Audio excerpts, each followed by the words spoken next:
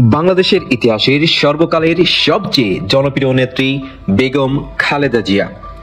তিনি বাংলাদেশ জাতীয়তাবাদী দল বিএনপির চেয়ারপারসন ও দলনেত্রী। তিনি বাংলাদেশের প্রথম মহিলা প্রধানমন্ত্রী ও প্রধানমন্ত্রী রূপে মুসলিম সংখ্যাগরিষ্ঠ দেশগুলোর মাঝে দ্বিতীয় মহিলা সরকার প্রধান। তার স্বামী জিয়াউর রহমানের শাসনকালে তিনি ফার্স্ট লেডি ছিলেন। প্রতিশোধ প্রতিহিংসার রাজনীতি বাদ দিতে হবে। প্রতিশোধ প্রতিহিংসা দিয়ে কোনোদিন কোনো কিছু হতে পারে। বেগম জিয়ার প্রধানমন্ত্রীত্বের প্রথম মেয়াদকাল 1991 সালের 19 মার্চ বেগম খালেদা জিয়া পঞ্চম জাতীয় সংসদ নির্বাচনে গণপ্রজাতন্ত্রী বাংলাদেশ সরকারের প্রধানমন্ত্রী নিযুক্ত হন। তার সরকার দেশে সংসদীয় পদ্ধতির সরকার প্রতিষ্ঠা করে। বেগম জিয়ার প্রধানমন্ত্রীত্বের দ্বিতীয় মেয়াদকাল 1996 সালের 15 ফেব্রুয়ারি ষষ্ঠ জাতীয় সংসদ নির্বাচন হয়, যা পরবর্তীতে 96-এর একদলীয় নির্বাচন হিসাবে গণ্য হয়। এই সংসদ মাত্র 15 দিন স্থায়ী হয়।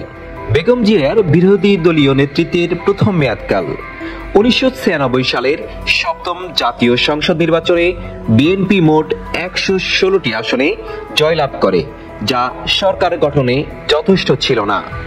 বিএনপি সপ্তম সংসদে বাংলাদেশের ইতিহাসে সর্ববৃহৎ বিরোধী দল হিসেবে আত্মপ্রকাশ করে।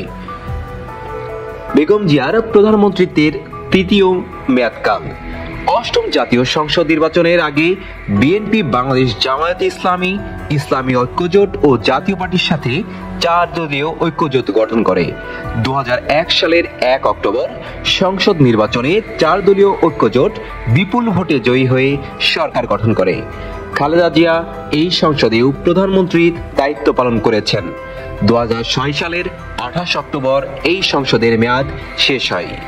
বিরোধী দলীয় নেতৃত্বের বেগম জিয়ার দ্বিতীয় মেয়াদকাল 2008 সালের ডিসেম্বর মাসে অনুষ্ঠিত নবম জাতীয় সংসদ নির্বাচনে খালেদা জিয়ার নেতৃত্বে 4 দলীয় ঐক্যজোটের বিপুল ভোটের ব্যবধানে পরাজিত হয়।